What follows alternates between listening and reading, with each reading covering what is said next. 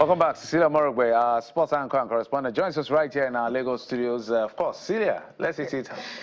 Tomorrow is the big day. Yeah. I'm looking at the table. 13 points for South Africa, Rwanda 8, Benin Republic 8, Nigeria 7, 6 for Lesotho, Zimbabwe 4. 4, yeah. Help us make sense of what's playing out here. What's the sense here? The sense right here is that we have to win remaining 4 games. We have opportunity. You had 10 games. Yes, the remaining 4 games. And if you win all of them, yes, you get a ticket to the 2026 World Cup. It is that simple because it's actually unthinkable for Super Eagles to actually miss World Cup back-to-back. We were in Qatar, one of the best World Cups ever organized. And then the U.S., we know how good we are at the U.S. soil. The first time we actually qualified for the World Cup was USA 94, right? Atlanta 94. Then USA 94. And then after that, Atlanta 96, where we won a gold medal, at the Olympics. So you're looking at those 2 times we've been there. And of course, we've been successful. So you're not looking at opportunities to play across 3 countries, Mexico, Canada, and USA.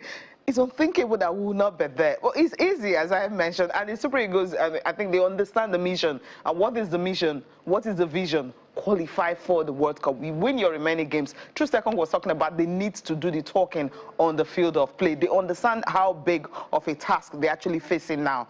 Rwanda is on Saturday. You beat Rwanda away from home 2-0. That's the only game they've won so far. They played 6 games, winning just 1. The others, draws. And then you're looking at the Super Eagles, you're asking yourself, how did we get here? We got here because of complacency. I mean, if you read out the names, right, who could have thought that at this time that we will be struggling to beat teams like Lesotho, Zimbabwe, Rwanda? We understand South Africa, but then these other countries are countries that you think we could have easily beaten. Austin was talking about that they need to make a statement win, like up to 4-5-0. I'm like, is it from this crop of players? I mean, players, the first full training session these guys had was on Wednesday. I mean, camp opened on Monday. You see this strolling in. So we are still having that attitude of, yes, I'm a big boy. I can walk in anytime and then get a shirt. So I don't know what the coach needs to do, Eric Shell. He has a lot on his head right now. He wouldn't want to have that unwanted record of not qualifying Nigeria for the World Cup. We saw the disaster in Chan. So that's really not helping. We may have won the Unity Cup in London. I thought that, will kind of spur us on to believe in the Super Eagles. If you ask a Nigerian right now, do you think they can qualify? They don't have that belief at all. But I think at this time that the belief is going down, the trust is no longer there. Just maybe this is the time for the Super Eagles to, like, you know what, we need to get our fans back. We need to actually give them something to cheer about. Just maybe they might do the talking on the field of play. So let's do some quick mapping within the time we have.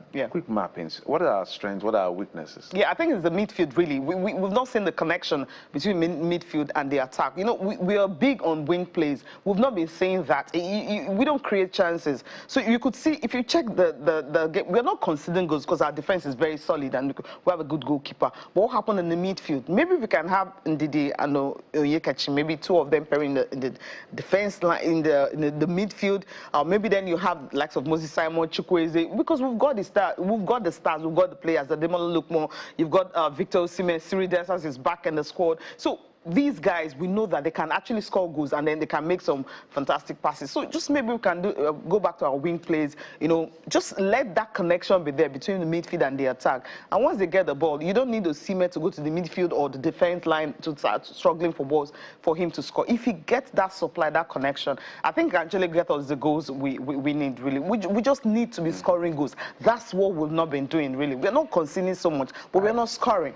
I like the psychological tone you're giving them that is simple as that. I don't know how simple it is. It's easy, yes. So, prediction, before I let you go. Oh, gosh.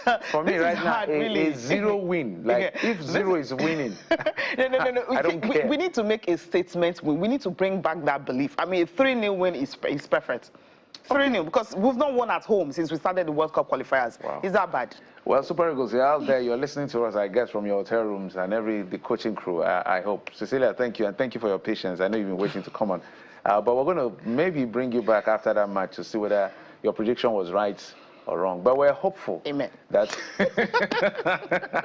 Thank you, Cecilia.